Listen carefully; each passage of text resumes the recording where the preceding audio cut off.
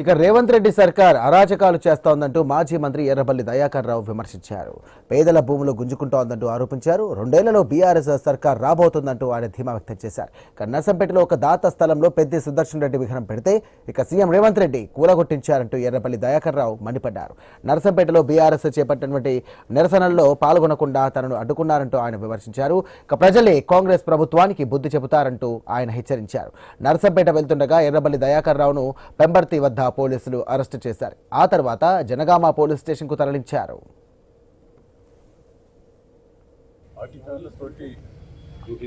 రాష్ట్రమంతా దౌర్జన్యం చేస్తున్నారు.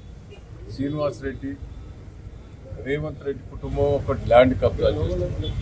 పోలీసులను ఉపయోగించుకొని రాష్ట్రమంతా అరెస్టులు చేస్తున్నారు.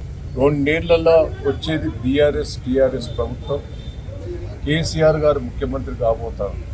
నేను అధికారులకు కూడా చెప్తున్నా, దయచేసి మీరు పైనుంచి ఫోర్స్ వల్లనో వాళ్ళ ఫోర్స్ వల్లనో వింటారు, కానీ మిమ్మల్ని కూడా వదిలిపెట్టాం.